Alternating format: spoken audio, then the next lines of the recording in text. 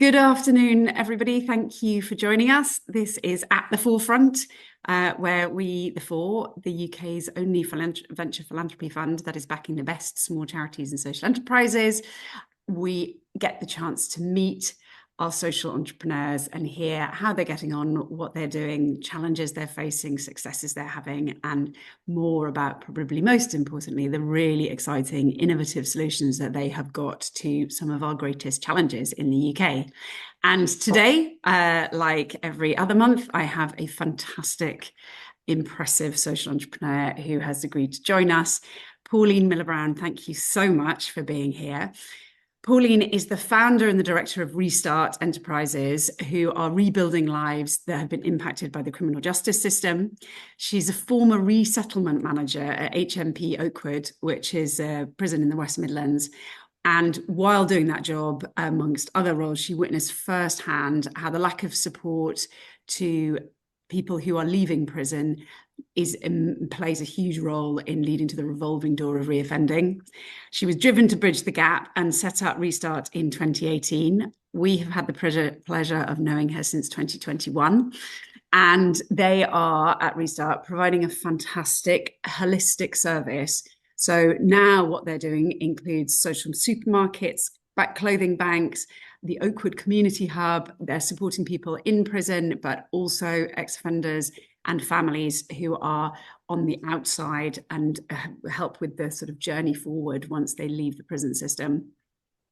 Pauline is a huge believer in personal insight and lived experience, and places it central to all of the work that she is doing at Restart. And services are co-designed by, and possibly even sometimes I think she would say lead designed by, the people who are going to be using them.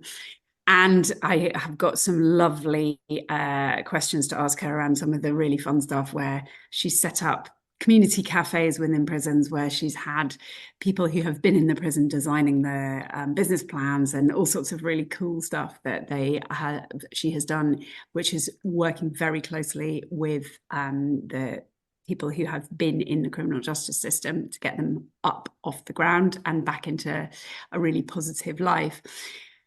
And all of this goes to show that it is proof that with the right guidance, it is never too late for anybody to rebuild their life. So, Pauline, thank you again for joining us. My first question is, I'd love for you to just give us a bit more detail. I've obviously given the top line, but what does Restart do, and why do you feel that your mission is so important right now? Okay. Can I start with why it's important right now? When I was preparing for this, I looked at the figures, and it was 87,300 people currently in prison. 2030, it's predicted to rise to 100,000.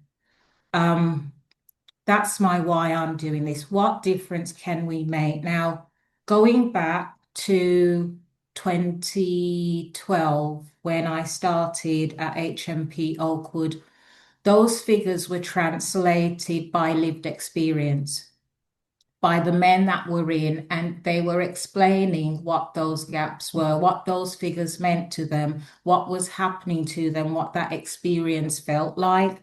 And as great a job as I was doing, in terms of meeting targets, I realized that there was a massive gap within the criminal justice system, that there were still issues around resettlement, that we weren't really impacting recidivism as we should.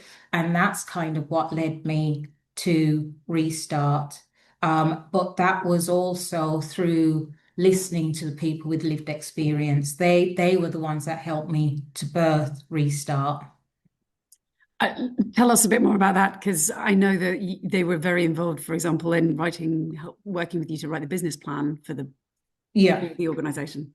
So it was weird. I had this joke, and a lot of the men in the prison didn't like it, where I'd be in my office and the door would be closed, and I'd just say, next, because someone was always outside hovering. And it was why? Because they were very solution focused.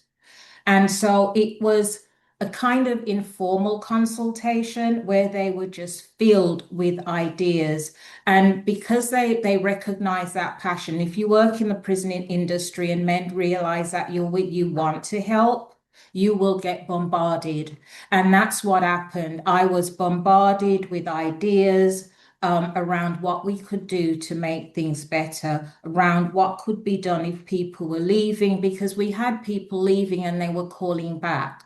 And I'm thinking that's not what a release from prison looks like. You don't call back to a resettlement manager. But what I was gaining from that was intel. So can I just quickly to just confirm what you mean by that? So they were after they'd left prison, they were phoning you up to say, Pauline, I need help. Yeah, Please, can you? Yeah. because life, and it made me realize we were not doing enough. Mm, We felt that we were meeting the targets and we were patting ourselves on the back. And I do believe I was a good resettlement manager, but we did not give thought to what happens at that point of release, because when everything's contract based, there's a limit and a boundary around everyone's job. And my job was within that prison, within that capsule, to look at employment, training, education, accommodation. Once I've done that and they're out, that's my job done. So, what happens to someone that's been in prison 8 years? Their child, when they left, was 5. When they see that child, they're 8 years older. They're not meeting the same individuals. The relationship becomes breached because they were prison mm, dad and prison wife, and the whole communication was behind bars. The reintegration back into community for people that were running businesses, maybe because of what they've done, the connections were no longer there. For people that weren't even employed before going into prison or who had debts before going in, the whole reintegration back into the community, there was a disconnection between what we were doing and the reintegration, because once they're out, that's probation, other community organizations, and the whole disjointed feel of that process, it didn't bode well with the men. And when they started to explain it and personalize it, I then thought, hang on a minute, this isn't just about getting 30% into employment and 80% into accommodation. The housing stock, it wasn't there. So it was unrealistic. And what that would feel like for someone transitioning out back into the community, that's when it hit me that mm, there's a gap here. We're missing something here. We're missing the impact on mental health. We're missing the emotional bit of what it's like for them and their children and their family and the community. And when you extract that from funding targets, we're asking for trouble, because then we won't genuinely understand what recidivism looks like, yeah. feels like, and we won't understand collectively what we need to do to Mm, engage in that process to change recidivism. And are we really, based on those numbers that I just said, if in 2024 that was 87,300 and we have that prediction to 100,000, it means that as much as we're all out there doing some brilliant work, and we are, something's wrong. yeah. So give us some more details about the kind of end-to-end service that and the different facets of Restart's work. Okay, so our service, it's very practical. It might feel busy because I choose not to sit down and decide this will be the process, because it's about what the people that I choose to support, what is it that they need? And so with unrestricted money, it's not about, okay, this is what we have been told and that's one of the reasons why I like Restart, and this is why I came up with the model. So what does our service look like? It looks like what I've been asked to provide. Mm, So when we started out initially, and I said to the men, what's the first thing and the practical thing that they mentioned was, go outside prison and tell me, what do you see? And when we would engage with people, when they would come, call back when I was in, says, this is what it was like when I got outside. There was no means of calling anyone. my mobile phone that was in my prop, the battery was gone because I've been in so long. So when I took it out, it's not charged. And as a resettlement manager, you would have thought that I had all these things in place, but based on my contract and my job description, it actually wasn't any of my business. And it sounds harsh, but that's it. You're released. That's my bit done. So those practical things, I was waiting for hours because the person that was picking me up, something had happened with, I had no means of calling, there were no refreshments. So the first thing I thought was, hang on, how much are you, that's the other thing, get in from the prison based on the location to the train station and the cost implications for someone that's just been discharged and based on the discharge grant. So the first thing the men said was, wouldn't it be great if we had a vehicle? And I thought, yeah, that would be great, but where's the vehicle going to come from? And that was one of the first things, a shuttle service, and that's where we started. So the services emerged from the people that needed it and the ideas that they came up with. So we started with the it's only a 9-seater, left 8 once we had the driver. Then the prison allowed me to use a rot till someone then released on temporary license. It was great for the men because they knew who it was when they came out. High five. Oh, what are you doing out here? Oh, I'm on Rotland. So that person would take them instead of £15, we were charging £5. So that was the first service that sort of emerged. Then when we took over the cafe, it meant that we could then offer it through the gate service. So based on the money that the cafe was generating, it was like you can have free refreshments. Do you want a cup of tea? It makes such a big difference when someone comes out and the anxiety and the frustration, and I can say, it was like a magic word. They would come out sometimes so agitated and angry, sometimes rude, and I'd just say, would you like a drink? And they would Mm. just decompress. Tea, coffee. We could say, would you like some toast? And immediately it was, hang on a minute, this feels different. And I began to see the difference and the impact on those little things.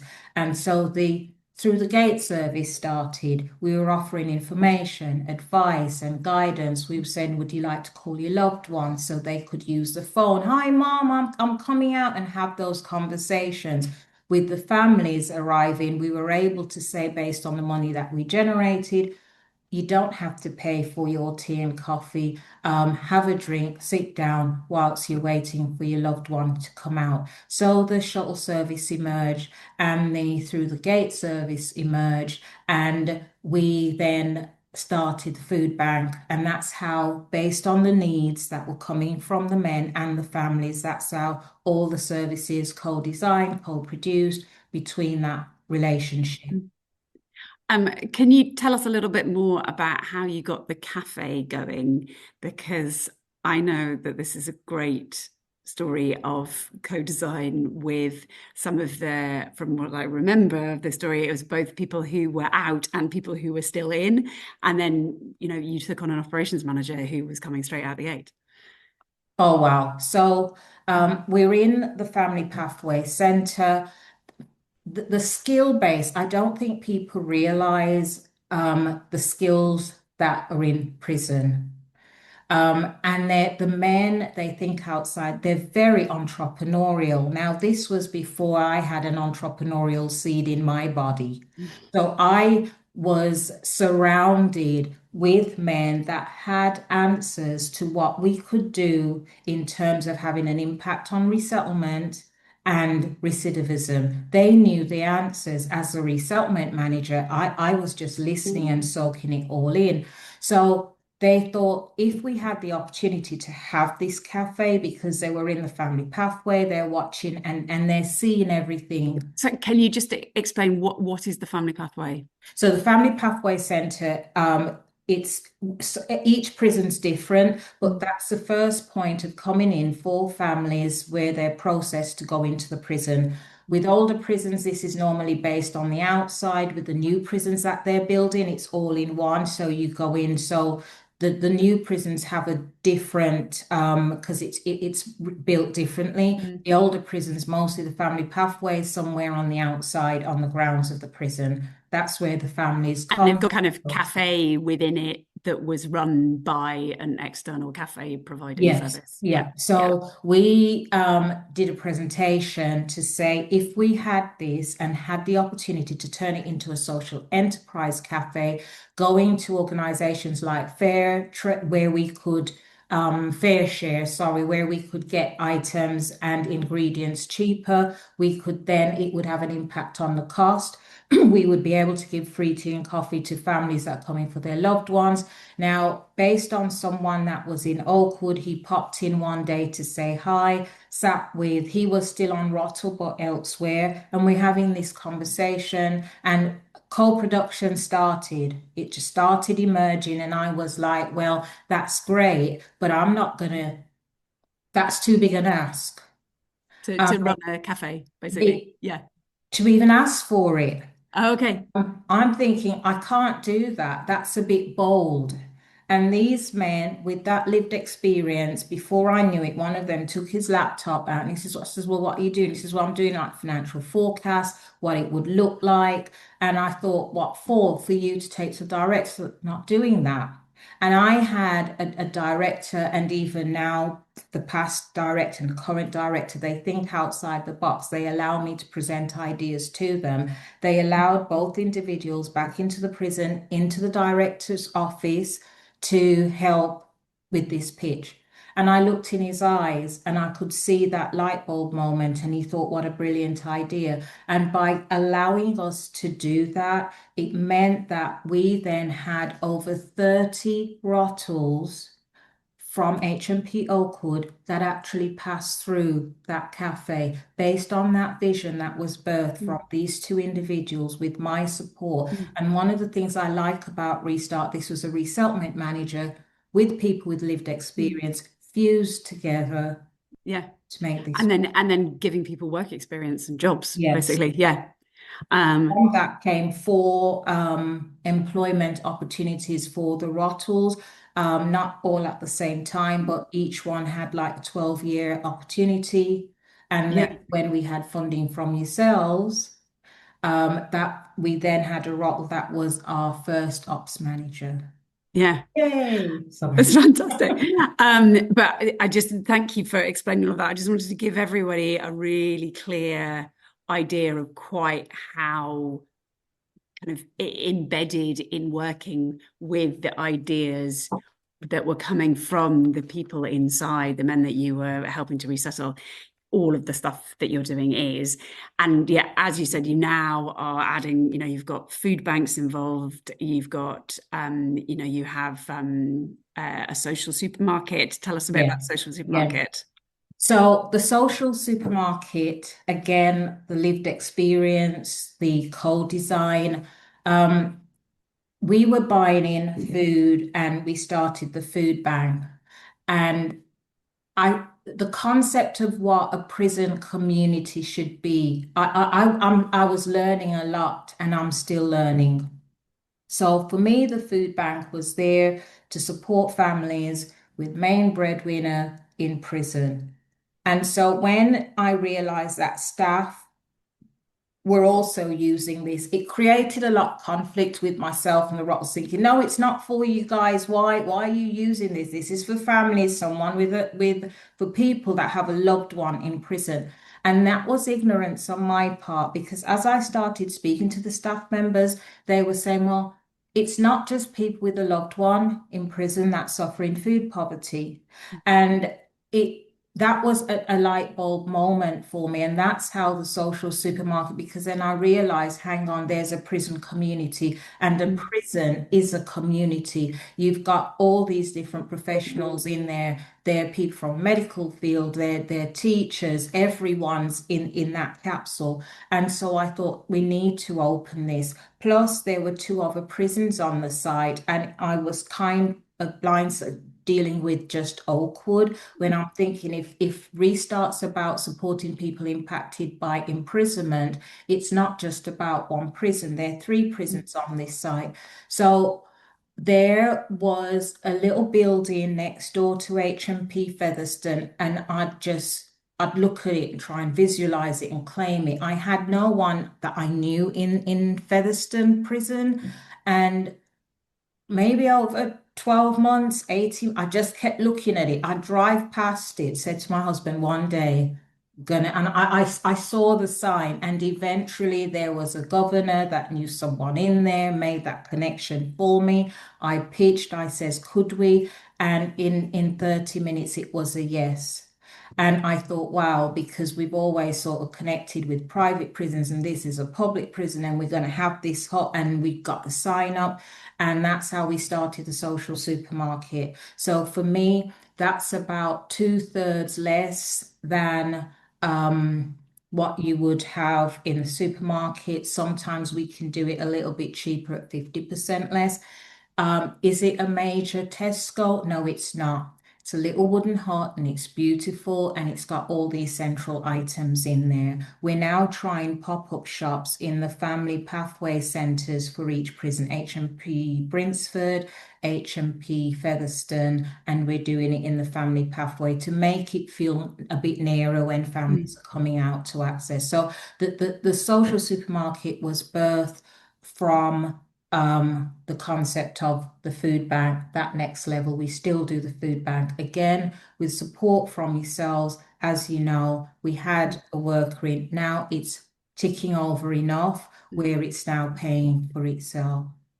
That's perfect segue into what I wanted to next ask you about, Pauline. Is you have got a fantastic social enterprise model, and it, as we were just discussing very briefly before we started this, it is brutal out there in the charity sector, and there are loads of organisations that aren't surviving, that are working in a similar field to you.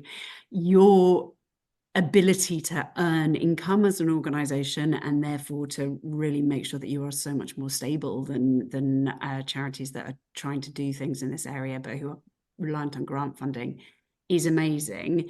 Tell us a bit more about how the kind of model is balanced, and I'm really interested to understand a bit more about, in terms of the different streams of earned income, which are the ones that are most profitable, which are the ones that are least profitable, because I know that lots of people on this call who will get lots of chance to answer more questions a bit further on, but are going to be interested to hear this sort of information. So you use the word model. In the beginning, when in 2018, when I left my job as resettlement manager, if you asked me then, Pauline, what are you doing, model? I would have thought, what model? Because I'm not sure I knew what I was doing. I was being led by passion to make a difference. And a lot of social entrepreneurs, when you have something that you feel passionate about, if you ask us, so where's your business plan and where's your financial forecast? We just know we feel this nice bubbly feeling and we just want to go and make a difference in the world. After a while, a business does not survive on that. And I kind of had to learn that lesson. So Can I just interject something very quickly here? So we introduced Pauline at one point to an incredibly senior person from Unilever, and he was kind of working with Pauline for a bit and saw some of her business planning, and he told me that they were better than the stuff that he had seen from McKinsey. So, just want to drop that in there. okay. Pauline's too modest. One of the things I took away from you was that he said, measure what you treasure. If I've forgotten everything he said, that's one of the things I'm always throwing it out there to organizations. Guys, measure what you treasure, because I've learned and I've evolved from so much good advice and that level of expertise. So I wasn't clear then what I had, but now it is very clear. It's a model that will create sustainability, longevity, and legacy. A model that can operate unrestricted so that I can actually do what needs to be done because it needs to be person-centered. And a model I'm hoping that will leave legacy. It's a no cost proposal. So when I approach a prison, I'm not saying, can I have some money? I am asking, can I have space, the opportunity to trade? Can I take this model that I now know what it is and I'm able to articulate it to say HMP Oakwood gave me the opportunity to be a bit of a maverick, a bit of a nuisance sometimes, to create something that I now know what it is and I can now articulate it. So I'm now saying this is a no cost proposal. I need space, I need men, I need the opportunity to trade. And what will I do with that? The profit from that will then be used to impact resettlement services and to help. So it's still growing, it's still evolving. And some of the things we've done with that profit, where someone's been released, they'd been in for over 8 years, we were able to help them source a flat. We were able to help with the rental of that flat. The security that you need because I didn't think of all those things. Mm. Because he came out of prison, it was like, landlord, well, sorry, who's going to be a guarantor for this individual. And so we were able, not just about the profits for the people, the rottles we employed, but on that point when they're being released, um, family homes deteriorate when the main breadwinner is in prison. So someone came and says, I was shocked when I went home and I thought, okay, based on the profits, this is what we can do. Let's help with some of that painting, decorating, because if that's going to be the place where you need to go back to rebuild those relationships, let's help you make sure that that physical space is what it needs to be. So I now understand that model, and I've now forgotten the question that you asked. I was asking about which of your different earned income streams. So you've got the social supermarket, you've got the clothing bank. I'm not sure if there's any payments involved in that, but the cafe. What are what's your most profitable? What is if someone was thinking I'd quite like to do this in the prison I'm working in, where would you suggest they start? And also just more generally, I think people would be really interested to understand because there are lots of community organisations out there that might be interested in setting up a social supermarket. Where are you actually getting money from, or where is it just it's a cost neutral? Some of these strands, like the shuttle service, it's not going to make a profit, but as Yeah, long as it breaks even, because it's about the social impact. So when yeah, you're looking at all the different strands to generate income, it all of them cannot be about, because not everything will give that. The social impact that I'm going to get from the clothing bank, which we don't charge. yeah, The money, we don't make a profit on the social supermarket or the food bank, we don't make anything. But when you then equate that in terms of social impact, it's yeah. massive. So where we generate most of it's the stuff that we sell to the men. And again, this was about co-design, co-production, because as I explored with the men, one of the things that they felt I wasn't listening to was the importance of food in prison. Mm. And so one of the things that we do, we sell products, a variety of products to men in the prison. We have men working for us in the prison in terms of the picking and the packing and making and the distribution and making all of that work. And then that's where most of our income that we generate, where that comes from. That's fantastic. So basically, you go and buy wholesale and then sell on to them. Yeah, and it But it's creates person enough of an centered. yeah, Yeah. yeah, It's and it person centered because it's listening to the men. There are gaps in terms of ethnic provision, yeah, things for men from the African Caribbean community, from the Asian community, and all these different communities that aren't considered mainstream. And so it's filling that gap, having consultation with them, not just thinking, I wouldn't know what they need. It's Mm. talking to them. They have mentioned items that they need. I'm like, what's that? How do you pronounce it? How do you source it? But so the impact's bigger than just using that money to generate Mm. income, because what the men feel, again, that measure what you treasure thing, they're saying you Yeah. don't understand the impact of food, and having the items that we need in Mm. terms of specific skincare. Like the other day, someone that had locks and there was something that they needed in terms of maintaining that. Can you source that? And so it's more than that, because it's about cultural Yeah. element to it. But then the profits from that allow us to do Yeah. all those other things that I've mentioned to you. I mean, it's such a fantastic model that is giving dignity at all different levels, basically bringing, um, as a really small organization, you are working in a number of prisons.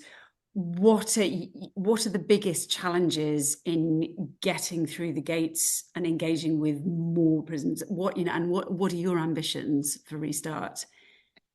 Um, we were having a conversation before, so because there are people on, I'm not going to go into the age bit, but if you add 10 years onto my current age, I shouldn't be involved anymore in Restart.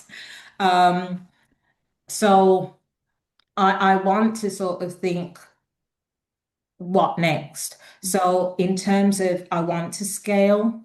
Mm. Now that I understand the benefits of the model, I want to take this into other establishments. I want to leave a legacy that can be owned by the people, because the way Restart is set up, it by having, so one of the things I'm now doing with the model, for each prison that we go into, I want to have like a PLI, prison-led initiative, so that they are feeding into it, they are informing how it will be shaped. So, in terms of my exit strategy and what this legacy would look like for that model, it's having a PLI group within each establishment where they're informing how this will work from the inside out.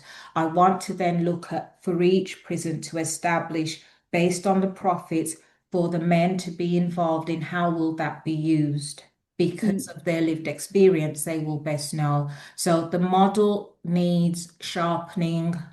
Mm. Um, I'd love Restart not to just be local, but national. I'd Mm. love the opportunity not just to be in private prisons, but to navigate the red tape and bureaucracy to put this model in HMPPS prisons, so that I can leave something behind that it's about, that's embedded in lived experience. Um, that's what I would like for the future. I can see it happening. I'm pretty sure. But for you, what are the fundamental changes that you think need to happen in the UK's prisons and the policy space to try and make more of the sorts of things that you're doing, and what would make it easier for starters for Restart to scale? Is interesting. I don't know huge amounts about it, but there's clearly a massive difference between the private prisons and the public prisons that you're talking about. And what if we have any policymakers on this call, what would be some simple changes that you think they could make, Um, I, I and know more complicated ones? we're talking about Restart, but there's so many organizations, there's so many restarts out there. There's some brilliant organizations out there where it's not just me. And the difficulty, we all, because there's competition, and so one of the things I'd like to say on that, I went into Oakwood in 2012. In 2013, the Justice Secretary decided to outsource resettlement, and so CRCs came on board.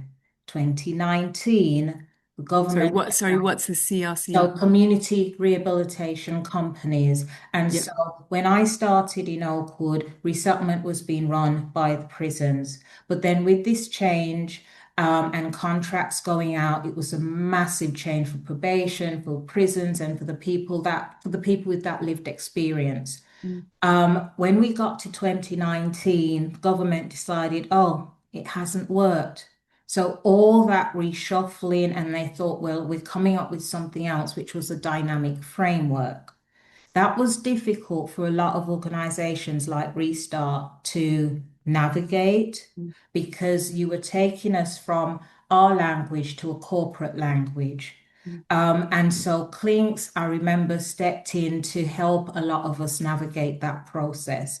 Now, when we get to 2027, the dynamic framework, that's over. We're moving now to commissioned rehabilitative services. In answer, this is a long-winded way to No. respond.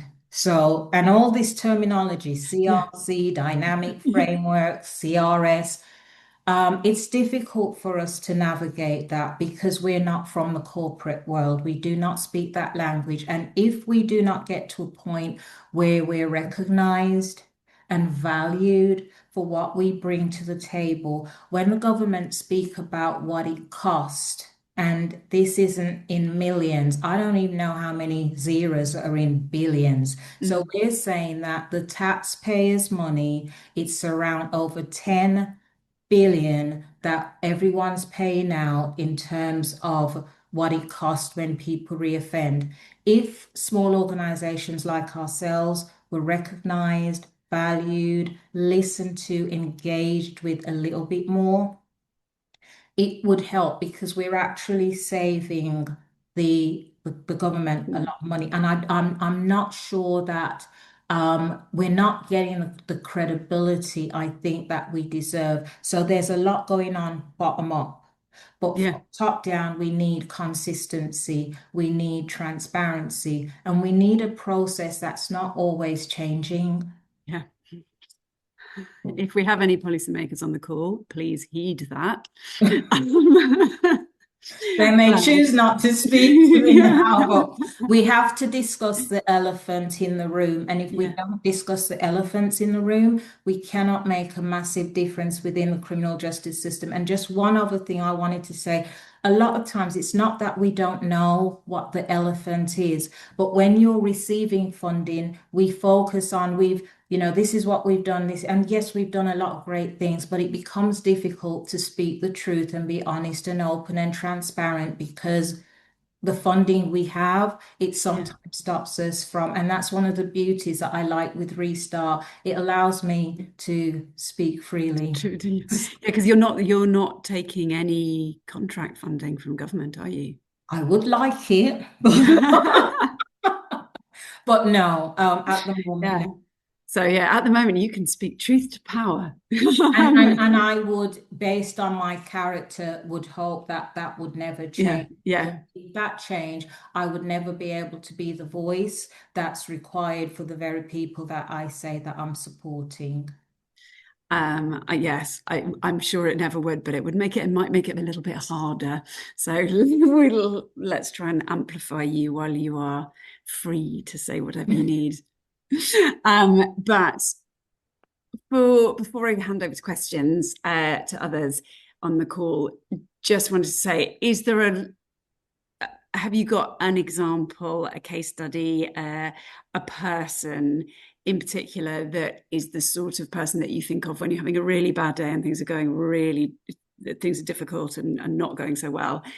Is there one or a couple of people that you think, yeah, yes, it's tough, but if I wasn't doing this person Oh wouldn't gosh. be in this place, or just one of you. I'm sure you have many There many are stories. so many. So I'm gonna just there's one. And I'm so proud of him. Um, the time that he lost being in prison. And the way he's come out with his family and the sort of husband he is, and the father that he is, and the patriarch of his family, I am so proud to the point that sometimes when we have conversations, um, it's a tearful, emotional moment. This individual was so involved in supporting me and still is with Restart. But despite the gap that he lost, he's come out, he's turned his life around. His business has so surpassed Restart that the help that he was giving, I had to just say, you can't do this anymore. And he would never walk away. And I was talking to someone else that had come out, and I thought, he's doing so much. And they thought, he will never leave you because of what you've done for him and his family. So he's not going to walk away. And I thought, really? So I called him, went up there, went to his, where, his business, took my bags up of with all my accounting stuff because I thought, I'm out, because I had to release him because he's done so well. And it's not just about no longer reoffending, it's how he has filled that gap that he lost. He's a brilliant dad, a brilliant, his wife looks at him like, it's just, I love the way when she engage, how proud she is of him. It's moments like that. That make it worth it. Yeah. And so you supported him, it sounds like, to start his business back up, or to... He didn't need my help to, or I did manage to, he's brilliant. He's helped me, I think. Well, if he was here, I think we would be going back and forth because he's going to say, no, Miss P. So we may not agree. I don't believe I did as much as he thinks that I've, because, but in terms of what he's doing, he's moved on leaps and Yeah, bounds. Yes, when he got out, it was a struggle, and I did manage to find him something, and I've been there to support the family. But I think it works both ways because he made a promise to walk a restart journey, and he's still doing that. yeah, that's amazing. It's lovely. So let me now open up the chat, which has got some really interesting questions in it already. So we've got a question from Beverly Radcliffe at First Step Leicester, who is talking about saying, we're delivering a counselling service within a prison for male survivors of rape and sexual abuse, and we adapt our usual form of counselling to meet the individual needs of each man who takes up the offer of counselling, as we sometimes need to address some of their basic needs before even starting on the therapy. It's so lovely to hear. Oh, this isn't a question. It's so lovely to hear what you and the prison community have achieved. Fantastic. And she imagines it's a lot of hard work. But we have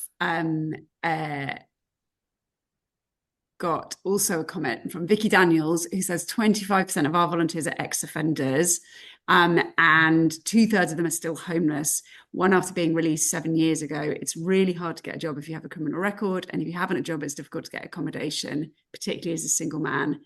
Delighted to hear what you're offering. It feels like there's very little out there to help offenders to rebuild their lives. Somebody also saying, Pauline, you should be so proud of yourself. If anybody has a question, we've got lots of, Pauline, we will send you all of these. Well, thank you for all the love, and there's a thank you. lot of love coming in here. But if there are any questions, please do either jump on. Jennifer McDermott would like to contact to connect with you, and we will connect with you. But if there is anything else, so, well, in which case, my final question actually, and our time is almost up. Pauline, for people on the call, what is your call to action? Is there something that we can do to help you with your mission? And how might anybody here be able to help? Okay, I think there's my mission and so many of us that are out there. And I think if we found a way, funding sometimes prevents that and it becomes sort of competitive. But because my heart isn't the only heart. And I just think that if there's an opportunity for dialogue and all great minds, and we find a way to come together, there's so much more that we can do. For myself personally, I need to keep evolving and growing, and I find that I've managed to do that. I've went the introduction that you gave me with brilliant minds, people that are way beyond me. There are days I need advice, I need information, I need guidance. I have a mentor who's been with me for the past 5 years. Without things like that to help me grow, what just to make it easy to understand what I'm saying, I feel like I'm babbling a bit. I always do a scale. If I am an 8, that means restarts below me maybe at a 7 or a 6. When I get to a 9, restart. So if I don't find a way to evolve and learn more, and I do that with minds that are greater and bigger than mine, and when they feed into me, I can do more. So there's a lot of support that I think that I still need, not really around money, but that expertise. I also need a patron. So I'm just throwing that out there. Because if I'm going to take Restart to that next level, I need people of influence, and I need the opportunity to walk in the corridors of power where I can share and make a difference. Okay, so can I sort of throw this back at you, as you're so you basically you want connections to influential people and in terms of the skills that you're looking for, what are there any specific things that you're looking for at the moment? Because we're evolving and growing, there's stuff around IT, there's stuff around how we can sort of move into a strategic level, skill based, not just for myself, my staff, financial expertise. That's a major thing, because as we grow, our finances are growing, systems that we need to put in place. Um, that one's caught me off guard. You see, I was so flowing. I didn't, And yeah, sorry, I whenever didn't. people ask me, what do you need? It's like, but I need a lot. And and that's But where well, it's all we'll falling post down. this on LinkedIn afterwards. So if you think of anything else, we can put it on there. But we'll send you all of the comments, because there are a lot of people who are very, very, very impressed and very proud of you, Pauline, as Thanks, somebody everyone. even from across the pond. Thank you. So yeah, you're getting I'll international put see a recognition. heart. There's Beverly. Thanks for all the love, everyone. But Thanks, Matt. I see you. thank you so much, everybody, for listening. I hope you will agree with me that it's just been a fantastic and fascinating session. And Pauline, you just epitomize everything that the four is about, in terms of us trying to find inspiring, energetic, dynamic, and truly impressive grassroots leaders. And we look forward to keeping on working with you over the years, and hopefully helping you to make sure that Restart can thrive and flourish and make the change that is possible and you are showing, is really very much out there for the taking. But most of all, Pauline, thank you for joining No. us.